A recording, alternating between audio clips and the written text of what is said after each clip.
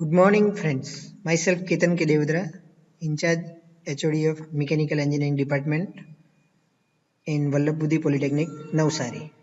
Today we'll learn the subject of first semester Mechanical Engineering branch, Basic Engineering Drawing, in which we are going to study a chapter of isometric projections. Isometric projection સમજવા પહેલા આપણે isometric scale શું છે એ સમજીએ. તો isometric scale માટે અહીં એક ફિગર આપણે સમજીએ સૌથી પહેલાં. તો એક રાઇટ એંગલ ટ્રાયેંગલ દોરવાનો છે, કાટકોણ ત્રિકોણ. એનો વિકર્ણ એટલે કે ડાયાગોનલ 45 ડિગ્રી રહેશે. તો આ જે વિકર્ણ છે એને ટ્રુ લેન્થ, સાચી લંબાઈ કહેવામાં આવે. આ જ આકૃતિમાં આપણે બીજી એક લાઈન ડ્રો કરવાની છે 30 ડિગ્રી ઉપર. એને આઇસોમેટ્રિક લેન્થ કહેવામાં આવે.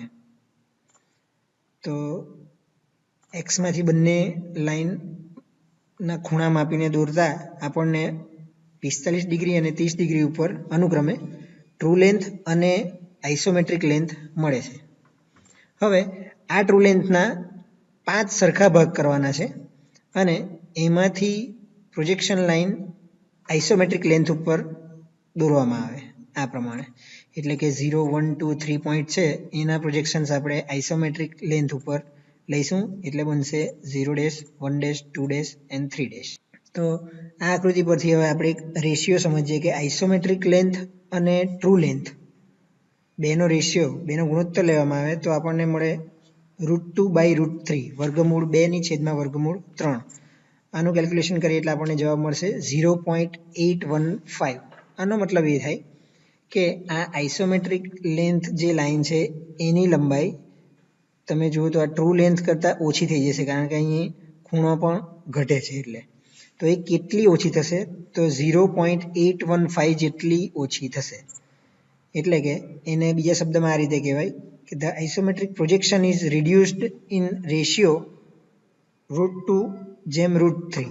એટલે કે આઇસોમેટ્રિક લેન્થ એ ટ્રુ લેન્થ કરતાં 0.815 ગણી છે.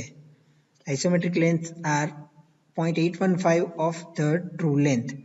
કોઈ પણ આઇસોમેટ્રિક લેન્થ ફાઇન્ડ કરવી હોય ટ્રુ લેન્થ ઉપરથી તો આપેલી ટ્રુ લેન્થને 0.815 વડે ગુણતા આપણને આઇસોમેટ્રિક લેન્થ મળે છે. તો આના પરથી આપણે આઇસોમેટ્રિક વ્યૂ અને આઇસોમેટ્રિક પ્રોજેક્શન વચ્ચેનો તફાવત સમજી શકીએ કે the view drone with the true scale is called isometric drawing or isometric view. એટલે કે કોઈ પણ ડ્રોઈંગને ટ્રુ સ્કેલ, સાચી લંબાઈથી દોરવામાં આવે તો એને આઇસોમેટ્રિક ડ્રોઈંગ અથવા આઇસોમેટ્રિક વ્યૂ કહેવામાં આવે. પરંતુ એવા જ ડ્રોઈંગને જ્યારે આઇસોમેટ્રિક સ્કેલ એટલે કે આઇસોમેટ્રિક લેન્થ દ્વારા દોરવામાં આવે તો એને આઇસોમેટ્રિક પ્રોજેક્શન કહેવાય છે. while that drawn with the use of isometric scale is called isometric projection. હવે જોઈએ difference between isometric projection and orthographic projection. Isometric પ્રોજેક્શનને કોઈ પણ વ્યક્તિ સમજી શકે, જ્યારે ઓર્થોગ્રાફિક પ્રોજેક્શનને સમજવા માટે ટેકનિકલ નોલેજ, ટેકનિકલ જ્ઞાનની જરૂર પડે છે. આઇસોમેટ્રિક પ્રોજેક્શન એ 3D પ્રોજેક્શન છે દેખાવમાં, અને ઓર્થોગ્રાફિક પ્રોજેક્શન એ 2D એટલે કે દ્વિપરિમાણીય દેખાવ ધરાવે છે.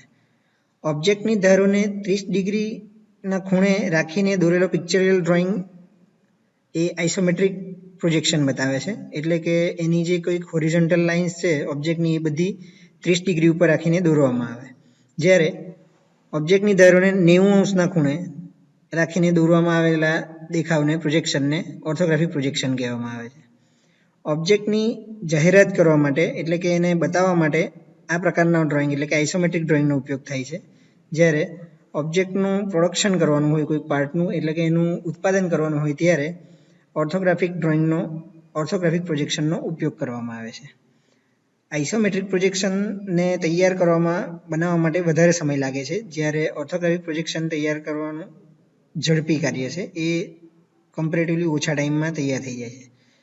આઇસોમેટ્રિક પ્રોજેક્શનના મેઝરિંગ લાઇન પરથી આપણને એની લંબાઈ, પહોળાઈ અને ઊંચાઈ મળે છે, જ્યારે ઓર્થોગ્રાફિક પ્રોજેક્શનમાં એની ધરી ઉપરથી આપણને લંબાઈ અને પહોળાઈના માપ મળે છે. આઇસોમેટ્રિક પ્રોજેક્શન એ એક સરખો દેખાવ અને એ જ ડ્રોઈંગમાં મળે છે. જ્યારે ઓર્થોગ્રાફિક પ્રોજેક્શનમાં આપણે એક જ ઓબ્જેક્ટના અલગ અલગ દેખાવો, અલગ અલગ વ્યૂ દોરીને એને દર્શાવવામાં આવે છે, જેમ કે front view, top view, side view, એ રીતે. તો આ મુખ્ય તફાવતો છે આઇસોમેટ્રિક પ્રોજેક્શન અને ઓર્થોગ્રાફિક પ્રોજેક્શન વચ્ચે. Thank you.